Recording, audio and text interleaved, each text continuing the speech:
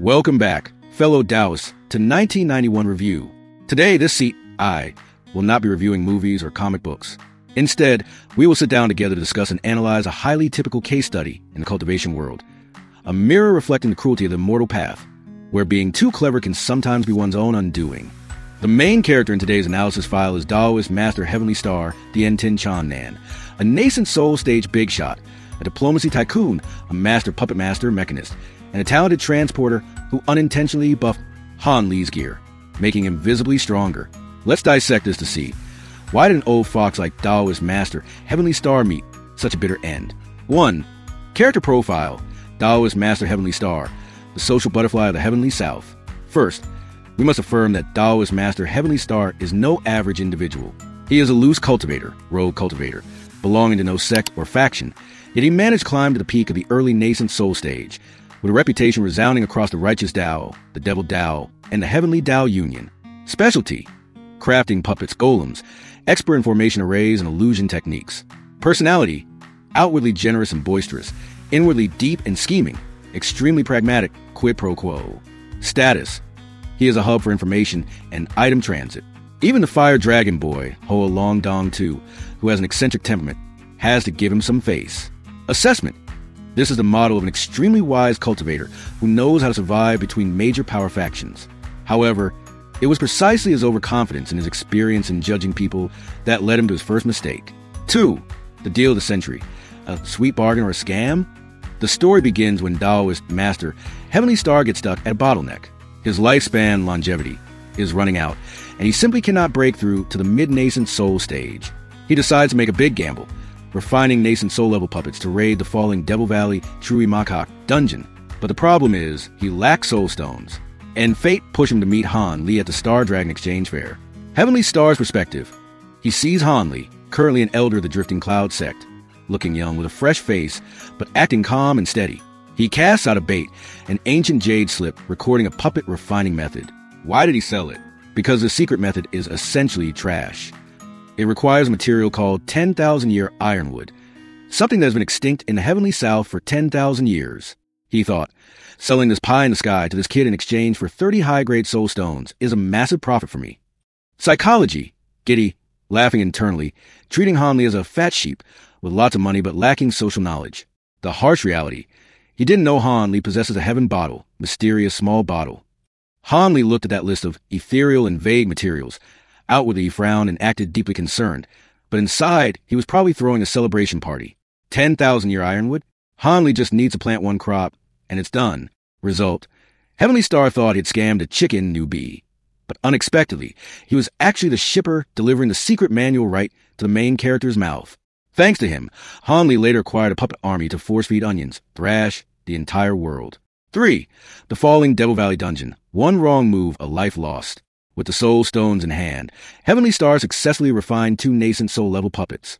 He confidently stepped into the falling Devil Valley with Old Man Chung of the Drifting Cloud sect and another fellow Daoist. This team was initially quite solid. Heavenly Star has tank puppets, formation arrays, and illusion support. Old Man Chung and the other Daoist, providing DPS and cover. But life is not a dream. While the team was looting items, they immediately encountered a hidden boss, the ancient devil Demon Soul. At this moment, great big shots like Wei Wuya and Ancestor Ling Hu were busy fighting other bosses. Only Han Li was left soloing 1 versus 1 against this ancient devil, analyzing the life or death decision moment. The 3 old men set up a defensive formation, sweating profusely as they watched Han Li fight. Han Li, putting on a show of supreme skills. Evil warding divine thunder, 72 bamboo cloud swarm swords, plus corpse fire, devil swords, fighting evenly with the ancient devil, whose strength far exceeded the late nascent soul stage. The turning point: the ancient devil used stealth to ambush. One hit instantly destroyed Heavenly Star's 2 painstakingly crafted nascent soul puppets. The formation shattered. At this moment, each person's choice decided their fate. Old Man Chung rushed toward Han Li without hesitation. Why? Old Man Chung had absolute trust in his sect member, believing in Han Li's magical/unreal strength. Heavenly Star and the remaining Daoist hesitated, then flew toward Wei Wuya. Why? According to conventional logic, running toward a crowd of great cultivators, Wei Wuya's group, is the safest bet.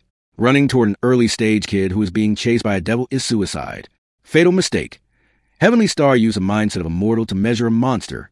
He did not understand that wherever Hanli is, that place is usually the safest because the main character always has a trump card. And running toward Wei Wuya, the distance was too far, and the ancient devil's speed was too fast. The outcome, the accompanying Daoist, one shot in a single note. Daoist master Heavenly Star used up all his capital, threw out his life-bound magic treasure block, but still had his dantian pierced by the ancient devil's claw, and his nascent soul was captured.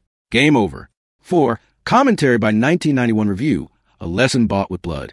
Looking back at the life of Daoist master Heavenly Star, we see the tragedy of a man who knew people, knew faces, but didn't know the main character. Short-sighted vision. He was proud of tricking Hanli to get the soul stones, but failed to recognize Hanli's extraordinary aura. He only saw the immediate profit, 30 stones, and missed a chance to form a genuine connection with a future immortal.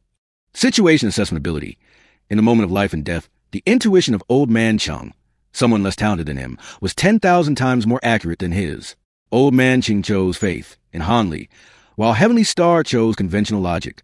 In this cultivation world full of hacks and cheats, conventional logic is a fatal weakness. Heavenly Star's bitter closing statement before his death.